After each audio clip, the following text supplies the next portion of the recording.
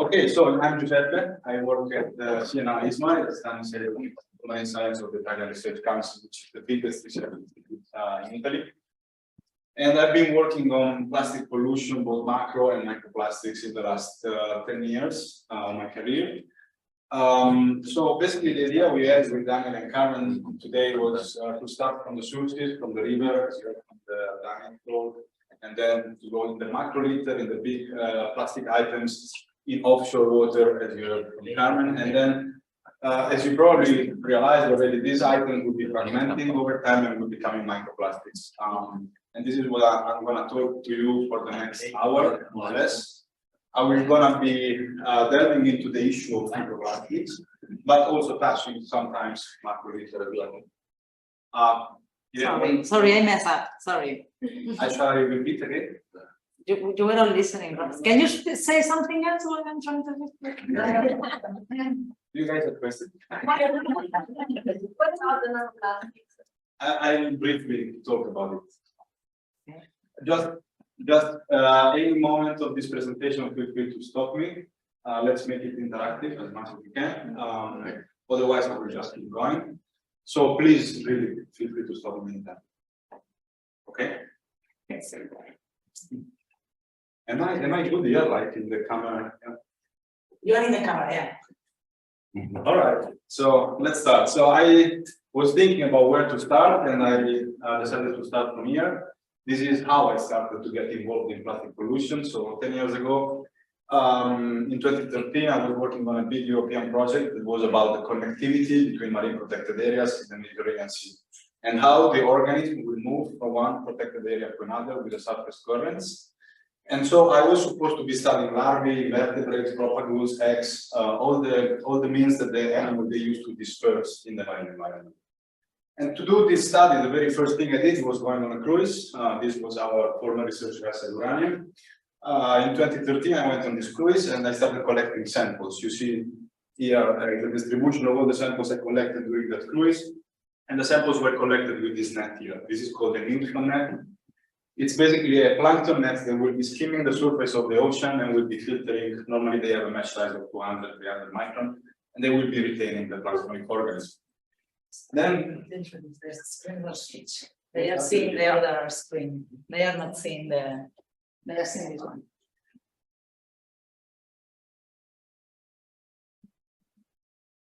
quite good.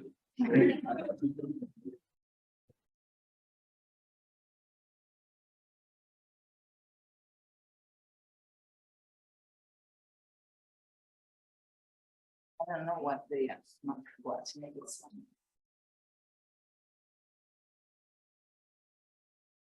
No. F5 is the one for stitching. What else? What if you share the lesson? Radio.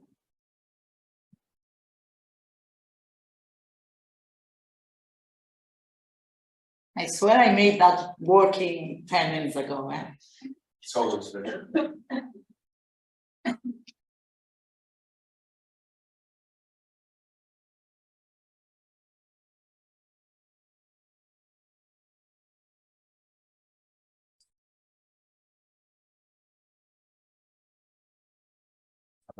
Okay, it's a sign for second.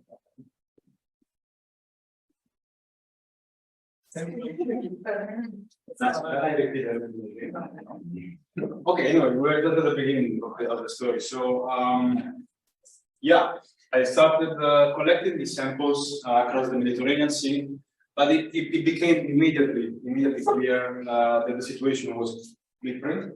These are all the first samples I started collecting, and when the net was coming on board with the situation, I kept finding my net.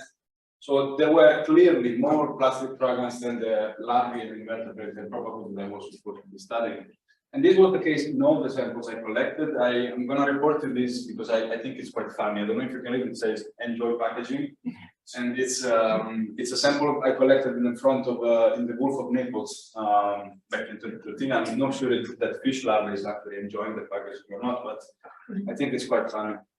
And yeah, so then a couple of years of laboratory work, we I extracted and counted for more than 14,000 of these tiny plastic fragments, analyzed them, categorized them, measured the size, and we kind of gave it like one of the very first description of the scale of the issue and across the Mediterranean Sea. We found 16 different polymers fragmented in these tiny particles. We published this and we called it the Mediterranean plastic soup, and we estimated that there would be about between 1,000 and 2,600 tons of microplastics alone floating in the Mediterranean Sea. So this is excluding big items, it's only smaller fragments. Between one sampling station and another, I will be doing some meditation, some yoga meditation. I will go on the front of the ship and just look at the sea and count all the floating items passing by. And I kept doing this. I found this very amusing. I found it very relaxing. So somehow I started asking people to go on other cruises, just keep counting and counting and counting. In the end, between 2013 and 2014, I went on 15 different cruises on 9 different ships. And I kind of wanted to estimate, how much microplastics is out there, and then we published also these results and estimated there would be about 62 million floating plastics across the Mediterranean Sea. I really enjoy counting plastic at sea. I kept doing this for the last 10 years, and this is the database I'm building now. I'm still going through it. It would be very interesting to see if there are like some long-term trends in the abundance and the composition of these items. So these are just to show you the distribution of the data I have, some very preliminary data about the size of these fragments. Most of them are smaller than 10 meters. And this is work in progress. So as long as I'm able to, I will keep going on ships and collecting more data. So as I was telling you, this was 2013. At that time, there were just a few publications about microplastics in the scientific literature. What happened is that in the next few years, the field of research literally exploded. The interest of the scientific community and of the general public kind of skyrocketed, and I found myself in the middle of this mess, this hype. And that's it. Although I have to say that the very first observations about plastic pollution in the marine environment are quite old. The very first publication about plastic pollution probably appeared in the scientific literature in 1969, when the ingestion of plastic particles by albatrosses was already reported in the 1970s. And then a couple of papers in Science came out in 1972 describing the accumulation of plastic in the Atlantic Ocean. So, I mean, scientists and researchers already noticed in the 1970s that something was going on, but it wasn't until the late 2015, 2016 that the field of research really exploded. So then basically a researcher like Andres Cosar, which works here at the University of Cambridge, they started like compiling all the available data about microplastics, all the samples that were published in the literature, and trying to make like global estimates. And this was the very first global compilation of data. It was made by Andres Cosar in 2014. That basically estimated that across in the global ocean there would be about 6,000 and 35,000 tons of floating microplastics. A few months later, another global compilation came out from Marcus Ericsson. As you see, they combine all the data and try to describe what's going on. For instance, they nicely demonstrated the accumulation in the gyres that Carmen was telling you before. In 2015, Erik van Sebille from Utrecht University in the Netherlands also did another compilation with some more refined modeling studies. And they basically estimated that there will be up to 51 trillion particles floating on the surface of the oceans. And what is nice here is that they clearly identified the Mediterranean Sea as the most polluted regions in the world in terms of number of particles, not in terms of mass, because of course the Mediterranean Sea is small, so it won't be containing much mass compared to the Pacific Ocean, for instance. But in terms of concentration, in terms of number of particles, the Mediterranean Sea will have the highest concentration in the planet. This global compilation has been recently updated, one in 2021, the most recent few months ago in 2023, when basically there's, the more we'll be studying, the more samples became available and the more we can refine our estimates. And basically what I just wanted to point out is that these numbers just increased a lot since the first estimate 10 years before. So it seems like there is an increasing trend in the quantities of microplastics in the surface ocean. And this is just to summarize a little bit. So Jenna Jabek in 2015 estimated that every year in the ocean there will be entering between 5 and 12 million tons of plastic, about 8 million tons, which just as a small parenthesis, it's exactly the same quantity of tuna we catch every year. So I find it interesting because every year we catch 8 million tons of tuna and we replace it with 8 million tons of plastic, if this estimate is correct.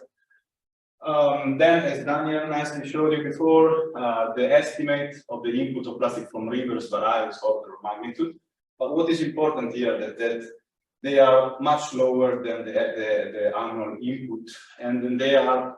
And if we take a look at the global compilation, the global estimates of the total amount of plastic floating in the ocean, then we realize that there must be something missing, because if each year we have the order of millions of tons of plastic entering the ocean every year, then on the surface we are finding just a few tens of thousands or hundreds of thousands, but there is a big mismatch. So the question became, where is the plastic? Where is the plastic going? So why is this mismatch? Why are we finding all the plastic that is coming in every year? Where is it going? And this is basically another way of showing this concept. So 270 was the global production of plastic in million tons in 2010. Now it's 390, just to give you an idea of the increase. This is the last number we have. So a fraction of this global production will become plastic waste. A fraction of this waste is mismanaged, so there escapes the waste management system, and a fraction of this gets to the ocean, which is those 8 million tons I was telling you before, and then the amount we find on the surface of the ocean is just a small percentage of that, between 1 and 3–4%, depending on the estimates. So there is a missing fraction. Where is this plastic? Where is this going? And this basically has spurred, although this concept has been recently challenged, this is a paper, a very recent paper that basically suggesting that the missing plastic might not be so true, but this is really work in progress happening now. But basically, to answer this question is what motivated most of the researchers working on these issues in the last year, including me, and this is what I was trying to do. Basically, what I've been trying to do, and I'm still trying to do, we are trying, most of the plastic pollution community is trying to answer, to fill this gap, these knowledge gaps. So basically to replace question marks with numbers. So we are trying to understand the global plastic cycle. So we have more or less a number of the input in the ocean every year, and then, but we don't know how much plastic is on the coastlines, how much is floating on the surface, how much in the water column on the seafloor. So we need to refine this global plastic cycle and close the pipe to better understand and better manage the issue. So one of the compartments, of course, is the seafloor. Data was suggested that the seafloor might be a major sink for plastic debris, and indeed this is probably the case in many areas of the world. This is a picture taken by Martina Pierdomenico, a colleague of mine working in CNR, that she basically showed how flash floods from very small rivers, as Daniel showed you before, they can bring in submarine canyon huge amounts. They can find huge amounts of litter that will be deposited in the deep sea. Here the depth is 500 meters, and so these are really garbage dumps at the bottom of the submarine canyons. Also, it was demonstrated that from the famous Pacific garbage patch, there is a certain fallout of particles along the water column. So this particle will be slowly sinking, like a constant snow, constant deposition of particles towards the sea. The organism, Cameron already mentioned that they are interacting with plastic. Of course, plastic is so abundant that the organism would be somehow interacting, ingesting it. These are some starting examples. All these particles were found in the stomach of this organism. And the marine organisms, from the whales to the zooplankton, they might be playing a key role in the global plastic cycle. So at any given moment, they considerable amounts of plastic they might be cycling through the marine biota. And then fragmentation, nanoplastics. So at the beginning, we were sampling, as I told you, with nets. Now you cannot see this, but 200 micron would be here, 300 micron would be here. So these were the nets we were traditionally using. But the more we are refining our analytical methods, the more we understand that the smaller we go, the more abundant are the particles. So for instance, here you see most of the particles, the vast majority of the particles are much smaller than 50 micrometers, and the most abundant are below 10 micrometers. So the more before we didn't have the analytical capabilities of analyzing these particles. Now, as the instruments get better, we are starting to understand that the smaller particle might be really abundant, and we are missing this from the global budget. And also, what is key is that we really don't know the actual degradation and fragmentation rates of many of the polymers that we currently use in the marine environment. So we know that after time, they will start fragmenting under the action of UV rays and waves action. But we don't really know how fast are these processes happening in the marine environment. And so these are all knowledge gaps that needs to be addressed if you want to close the plastic cycle. And you already saw this graph from Carmen, from a paper from Carmen. The scientific consensus now is mainly suggesting that the biggest reservoir of plastic in the environment are the coastal areas, either the beach or the shoreline or the near shore seafloor. Most of the plastic is probably never making its way to offshore, to the global gyres or to offshore areas. But most of it is probably staying trapped in the coastal area, just beaching, horizon spending, or being trapped on the seafloor in coastal areas and then being beached and then becoming at sea. And this is probably where most of the mass is. And this is quite evident if we just take a walk on any given beach in our planet.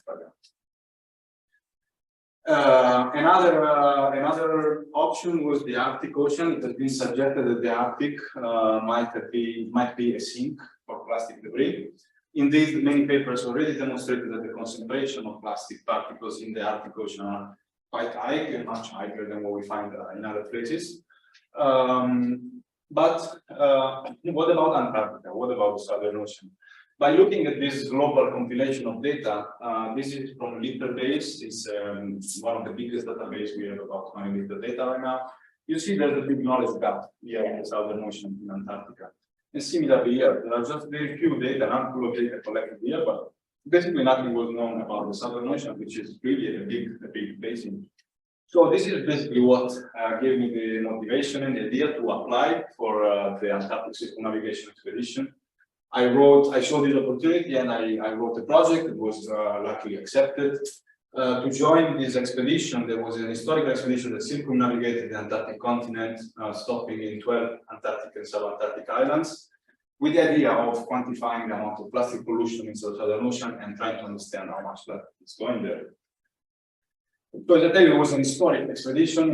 This was has been my house for 5 months. It's a Russian icebreaker called Academic Treshnikov.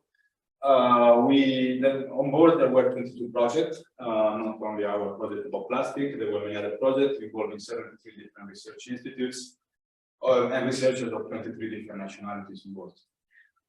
It's a shame that these things will not be able to happen anymore, unfortunately, and hopefully in the future we might be able to collaborate with Russia again. We collected more than 30,000 samples during the expedition, and we visited many islands, some of the most beautiful islands of our planet.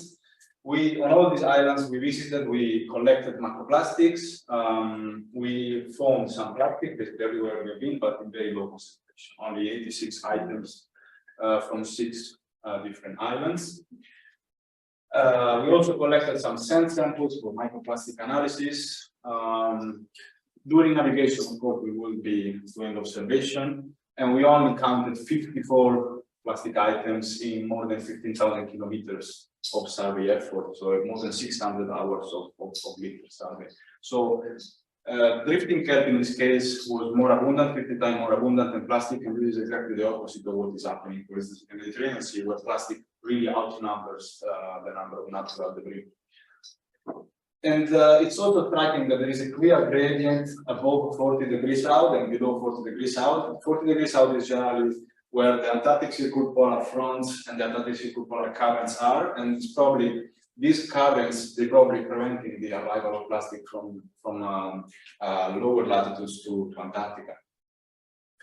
And of course, we also collected microplastic using the net, 200 micrometer net. We extracted 150 particles from 33 samples. But when we did the analysis of these particles, we realized that most of these particles were actually contamination from our own ship. So they were like paint chips from the ship. So we removed everything and we were left with just 7 microplastics, like 7 particles in 5 samples. And basically, these are some of the lowest concentration of plastics ever measured. So again, there was a clear gradient above 40 degrees south, where the concentration were 5 times higher than around Antarctica. And the difference is even more striking if we compare it to what we found, because I stayed on board also on the voyage of the ship from Germany to Cape Town before circumnavigated Antarctica in collecting samples, and the Atlantic Ocean, the concentration are 10 times higher than in the Southern Ocean. And the difference is even more striking if we compare it to the Mediterranean samples I showed you at the beginning of the presentation. The concentration in the Mediterranean Sea are 5,000 times higher than what we find in Antarctica. And we recently published this 6 months as well. So it was clear to us, we were sailing in the cleanest ocean of the world. This was our feeling even before analyzing the data. We were coming from the Atlantic Ocean, we were coming from the Mediterranean Sea, we were used to see a lot of plastic everywhere, and it was clear to us that we were in one of the most pristine ecosystems of our planet. Until we realized that there was something else, and this was the case. This is a nice story of scientific collaboration. This is one of the best stories that happened in my career. Basically, we were on the icebreaker. We were sampling, and there was another team, another group of researchers on board. They were studying phytoplankton. They were filtering water on much smaller meshes than the one we were using. So they were filtering with between 1 micron and 20 micrometer mesh.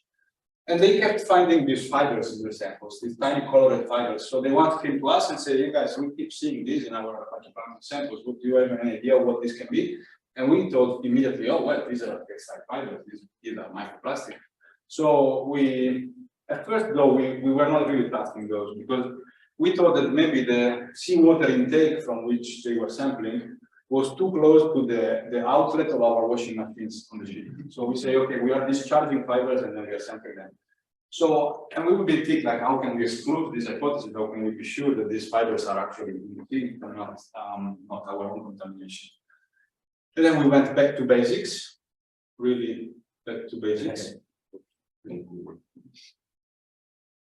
We really went back to basics. We just took a stainless steel bucket. We went in the front of the ship while the ship was moving, and we will collect a bucket of surface water in which the ship has not passed yet. So we were sure that water was not contaminated by our ship. So we will bring the bucket on board, filter it, and this is what we kept finding. Hundreds and hundreds and hundreds of these textile fibers in concentration really, really high. So we also did some contamination checks, contamination procedural blanks. So we accounted for contamination that's always there when we talk about fibers. But in the end, the situation was always the same. There were a lot of these fibers, so we decided to add this sampling component to our project. In the end, we went on 5 other cruises around the world. We collected about 1,000 seawater samples using this method. And then this is basically the global distribution of the samples we collected in the end. And we published this and we tried to give some estimates. We counted about more than 23,000 fibers. Basically, we found them in all the samples we collected with concentration around 1 and 2 micrometers.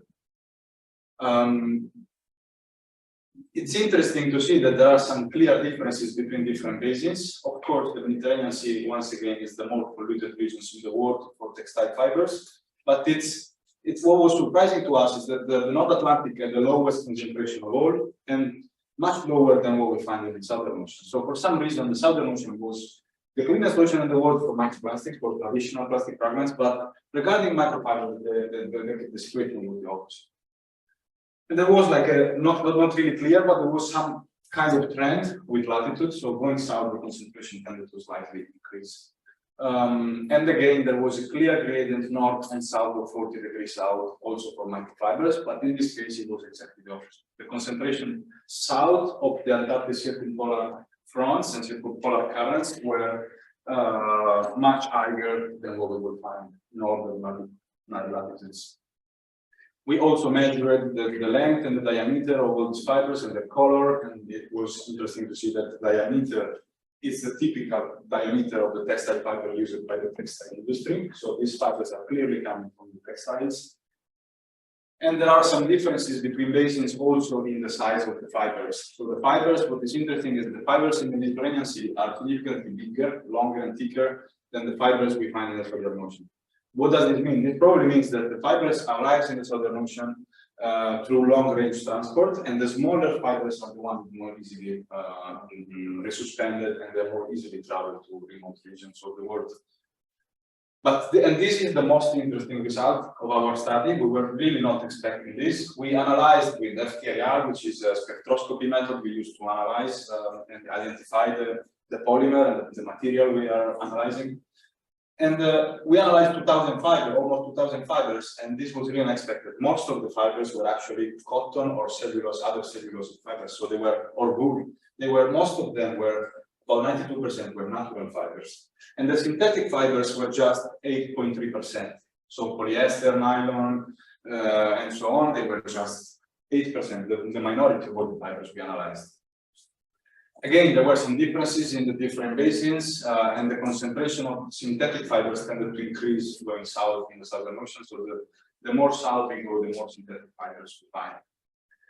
And then we also tried to give a very rough, a very brutal estimate of the total amount of fibers floating in the global ocean. So we want to understand like how many fibers are floating in the ocean. And we came out with these numbers, which is about 380,000 tons of fibers in the first meter of the water column, which I find it surprising that is exactly the same range of the estimates of floating plastic I showed you before. So the estimate of floating plastic is extremely similar to the one of floating fibers. So, and these fibers were not included in those estimates I showed you before. And what is also interesting to note is that this estimate is just 0.1, 0.2% of the global fiber production, which now accounts for 113 million tons of textiles per year. So even for fibers, there might be a sink, or there might be some processes that we still do not understand. Of course, these fibers are very abundant. The organisms are interacting with it. In South Georgia, we decided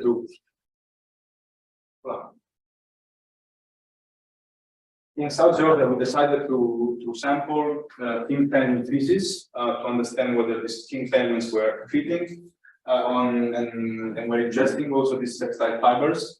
And of course, we found fibers also in 77% of the king penguin fecal samples we collected. And again, most of these fibers were natural fibers of like cotton, cellulose, and wool. And what is also interesting is that the feces of the incubating penguins were twice as contaminated as samples from chick rearing birds. So that basically means that because the incubating birds, they will travel farther away to feed. And so they would probably, traveling farther away, they would ingest more microfibers. If compared to the chick rearing birds, that they would basically be more substantial. And so basically, this was a clear indication that these fibers are coming from the diet of these penguins in the Southern Ocean. I have to say that if we dig into the literature, then you still realize that 80–90% of all the microplastics found are often fibers. So this was kind of a line that the evidence was there, but it was not clearly said. Everybody was reporting microplastic counts, but then if you go looking at the data, this is a review paper that came out last year. I don't know if you can read, but basically 80, 70, 90, 91, 97% of all the particles are always fibers. So these fibers are really abundant. They often account for the majority of the microplastic counts.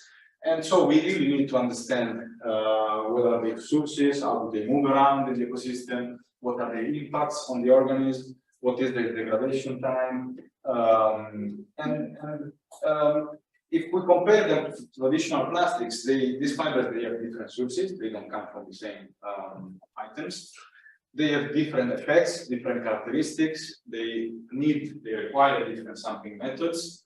And most of all, I would say they also require different solutions, because the solution we would apply for plastics, they won't be applied to textiles.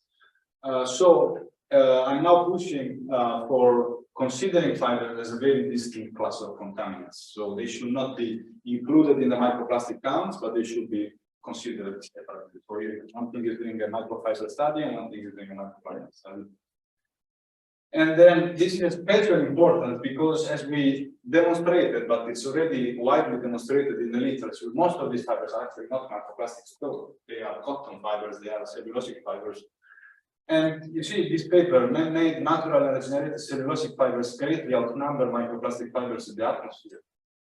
Freshwater and airborne textile fiber population are dominated by natural, not microplastic fibers. So the evidence is coming there. This paper is very recent. The evidence is building up. We are realizing that these fibers, the cellulosic fibers, are there, and so they cannot be considered microplastics. And this, for instance, is another example. This is a paper that came out in Science, one of the most prestigious journals we have, that was basically nicely demonstrating how the deep sea circulation is controlling the accumulation of microplastics. But if you go into the supplementary material, you go digging better into the data, then you realize that again, 90, 94, 93, 93, 87 of the particles were covered. So this paper should be seafloor microfibers, of course, not plastic. So the question is basically, are all microplastics really microplastics? Maybe sometimes not. But what is really interesting is that for the case of microplastics, polyethylene and polypropylene are the two most widely produced and used polymers in the world, and they are also the two most common polymers in the sea and in the environment. For fibers, the case is the opposite, because the global fiber production right now is dominated by synthetic material. 62% of the textile production is now synthetic, it's plastic. And this is exactly the opposite, and only 36 is natural fibers. And this is exactly the opposite in the environment. In the environment, 80% of the fibers are synthetics, natural, sorry, cellulosic. So the causes of this, I'm sorry for this, but the causes for this shortage of fibers is basically unknown. We don't know why this is happening, why there is this mismatch. But we made like three main working hypotheses. So one is that natural fibers, they will be releasing more fibers than synthetic one, simply because they are less compact than synthetic textiles. So cotton t-shirt will be releasing many more fibers than a polyester t-shirt. Another option could be that in the past hundreds of years, we've been mainly using cotton and other natural fibers, and these fibers have been accumulating in the environment, and that's why we find more natural fibers. And another aspect is that these fibers are not degrading as fast as we imagined. So we all say no, cotton is natural, so it should be degrading. It's probably not degrading as fast as we think, and so that's why they are accumulating in the environment. So these are the three main working hypotheses that are now trying to work on, and most of my work now is trying to understand these properties here.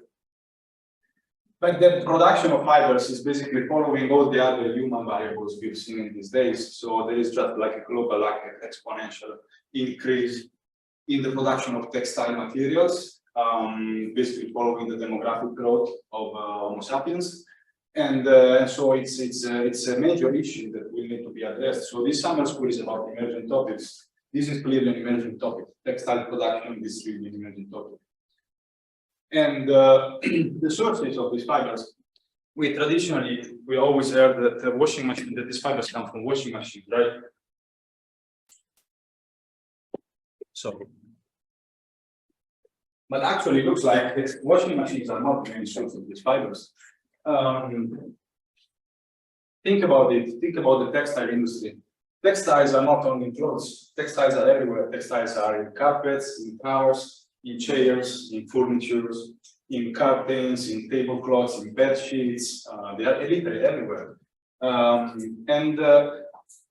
It is true that when we wash clothes, and this has been demonstrated by many papers, many fibers are discharged by the washing machines into the wastewater. But it is very likely that there is a diffuse input of these fibers into the atmosphere every day, every second, in every place of the world. Just think about the flag waving in the wind and then losing small fibers, and that's why we have to replace flag once every while. Think about the dust on your laptop or your TV. So these fibers are literally everywhere. And indeed, in 1998, already the medicine, the doctors already published the occurrence of cellulosic and plastic fibers in the human lungs in 1998. And what is really scary is that 97% of the malignant lung cancer specimens, they have fiber. So we are breathing these fibers. They are flying around in the air. We are breathing them, and these are probably having effects that we still don't know.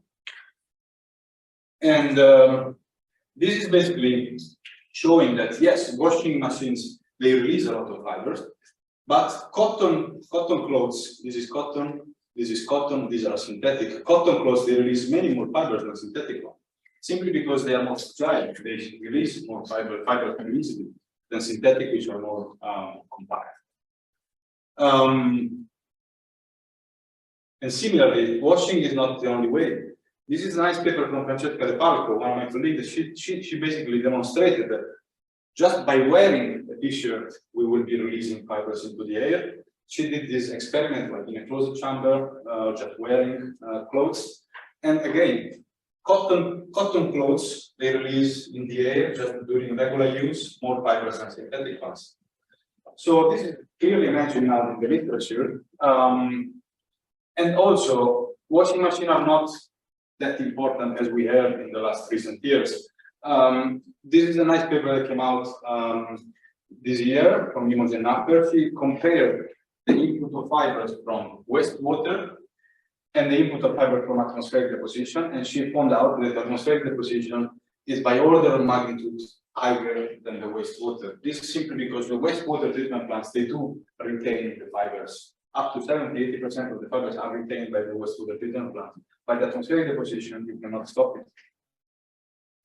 So we are trying to do some studies about the deposition of these fibers over the marine environment. We're starting to use deposimeters so that to measure how many fibers are deposited over the surface of the marine environment every year. This is a paper that came out last year, I think, that basically stated that about 1,000 tons of plastic deposition are deposited only by the air over the US areas every year. So the numbers, the order of magnitude, just to fill the gaps and not to replace the question marks, the numbers are quite important because 1,000 tons of plastic per year just to the air, it's quite a number. And atmospheric transport deposition is a major pathway of microplastic to remote region. This was also considered by a model, a global model. And this is probably explaining why we found a high concentration of fibers in Antarctica and why other authors, other colleagues have been finding very high concentration of these fibers into the Arctic Ocean as well. See, the Arctic has the highest concentration of fibers of all the other basins. And this is like a constant trend. So it's probably atmospheric deposition that is redistributing these particles or bringing them to the poles. And sorry, it's me, the air conditioning. We can open the door if you want. It's okay. I'm doing sport. So, as I told you, we don't know the residence time, so we don't know why these things are not degrading in the environment. So we started to do some experiments using these things here that are called deep sea moorings. They are moorings, there's some lines in the water column with a lot of instruments, and we are placing some of these panels with a lot of different materials, including traditional plastic, biodegradable plastic, textiles, natural and synthetic, trying to understand what is the degradation rate into the deep sea. And this is particularly important because this paper in 2001 basically showed how this researcher went with an ROV in a shipwreck, basically a ship that sank in 1857 in the Atlantic Ocean. And when they went to visit the shipwreck, they found like a sailor cotton waistcoat that had no sign of degradation after 133 years underwater. So for some reason, at that time, no additives were used. So for some reason, this cotton is not degrading into the marine environment as fast as it should. We are also doing some studies because, you would expect that these fibers are deposited over the sea surface. Then they will slowly start sinking because they are denser than seawater, they are heavier than seawater, so they will slowly start settling along the water column. And we are finding some interesting trends. In this case, we sample water sample with the rosette. So we close bottles at a certain depth, and we see how many microfibers are there. And see, for instance, here, the concentration in the surface layers are much lower than what we find in intermediate water and in deep waters in the Sardinian channels. So these are interesting patterns that basically help us to understand how these fibers are moving around the Mediterranean Sea. Also, they are sinking, so we want to understand what is the flux of these particles, how many of these particles are sinking, and how fast. So we want to measure sinking fluxes, and to do that, we use sediment traps. Sediment traps are basically they collect all the particles sinking in the water column. And some of them, the one we are using, they have a carousel that every month rotates and close a bottle and open another bottle. So every month you can select a sample. And you see that the vertical fluxes of the microplastic, they have some seasonality. So they tend to peak in September, but then they get lower in May and in November. So there is some seasonality. And it's interesting because you can relate this to the precipitation rates, to the rain, or to the sediment flux, to the amount of organic matter being deposited. So then just a very few words about sampling methodologies for plastics. So all the things I showed you, basically they are heavily dependent, they are heavily reliant on the sampling method we use, because depending on the method we use, we will get a number, and that number is going to then be used in global studies, in global models to make some like wider conclusions. So the methods are key. But microplastics is just a collective term that doesn't really mean anything. It's not really a scientific word. It doesn't mean anything for science. Microplastic is made of hundreds of different polymers with thousands of different additives, as you saw, thousands of different typologies of items and sources, a wide range of different sizes, morphologies, fibers, pellets, films, foam, colors, toxins, associated toxins. So microplastics is just, always keep in mind, it's just a collective term. If we want to be rigorous, if we want to measure, we should probably think about single polymers like polypropylene fragments or polyethylene fragments. That would be for sure more rigorous and scientific as an approach.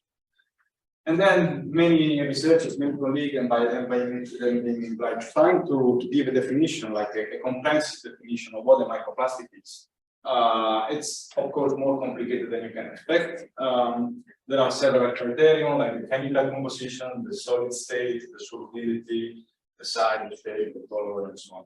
So just keep in mind the key message here is the microplastic is just a collective term encompassing hundreds of different things with different behavior, different impacts, different characteristics. The size, this has been heavily debated in the scientific community, and I have to say there is still no consensus here because the most widely accepted definition of microplastics is particles smaller than 5 millimeters, but actually many researchers try to reclassify them, because indeed 5 millimeter doesn't really make much sense. Many people thought, well, why don't you use the metric scale and just like below 1 millimeter, below 1 micrometer, and we go into the nano world. But yeah, this is still debated, so it doesn't really matter as long as we report the data in a reliable way and clear way, and this can be always readapted. So then sampling, this is just to give you an idea. If you use two different nets, a manta net, you will see some of these issues. You will be doing practical sampling. I will probably be on the sheet. I will be on the sheet.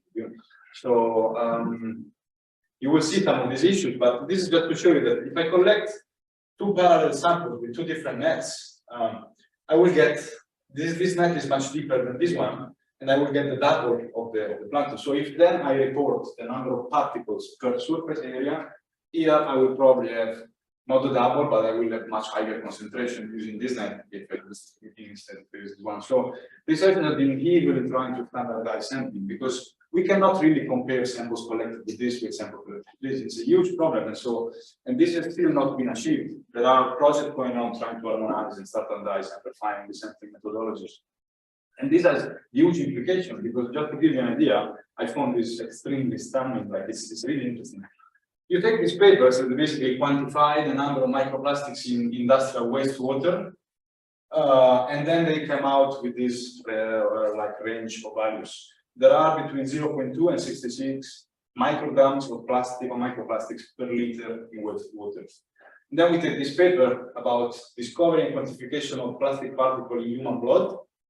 Well, they found 1,600, 12,500 micrograms per liter is the same unit in human blood. So what does it mean? Do we really have much more microplastics in our blood than in the wastewater? But this is not possible. This is just about methodologies and data reporting. So if we don't harmonize this, if we don't make clarity, it's going to be a mess. We cannot really trust these numbers. So there are plastic in the blood, probably yes, but the concentration are probably not really reliable. I will not trust them. So we are trying to remove the human bias from these measurements. That's probably the only way of making everything harmonized. So developing sensors. Of course, as I told you, microplastic doesn't mean anything. It's just a collective term. So how do you develop a sensor for something that is made of hundreds of different polymers, or hundreds of different shapes, or hundreds of different colors? It's impossible. We tried very hard. We are not really succeeding. We have some success, but you know, these are very hopeful. I'm hopeful that in maybe 10 years of research, something really meaningful will come out. These are big European projects. Several millions of euros are being put by the European Commission just to harmonize, to assure reproducible monitoring and assessment of plastic pollution, because this is a really key issue. If we don't have harmonized methods, we will not be able to say our policy is being effective. The plastic is decreasing or increasing, because we need to harmonize how we measure things. And yes, and this is another idea. It's an integrated marine debris of service system that eventually, in a few years, will give us like a constant inflow of data, so that we can really understand what's going on as the plastic increasing, decreasing, where it's coming from, where is it going, what impacts is having. So this is like a vision for the future, where we will be able to monitor from satellites, from other instruments, the movie will show you in real time what's the plastic doing out there. And then this is probably my last slide, and this is just to give you an idea. You probably already have an idea of the scale of the issue, why we care about this. I personally think that this is not the biggest issue we are facing right now. There are much more important issues that we, as humanity, we should address. But the scale of the problem is huge. It's scary, because this paper came out in 2020 in Nature and showed that the global human-made mass exceeds all the living biomass. This is all the living biomass of our planet, dominated by plant vegetation, and this is the man-made biomass, not biomass, but man-made mass: concrete, bricks, aggregates, basically sand, and metals, asphalts.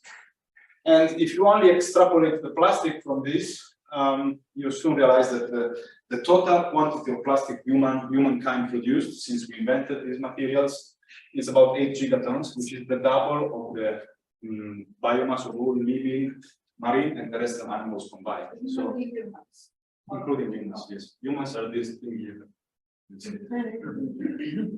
It's the weight of all the humans on the planet. Yeah, so that's just to give you an idea of the scale of the issue we are facing. So it's not so easy to address something that it weighs the double of the animals, marine and terrestrial animals concerned. So that's it.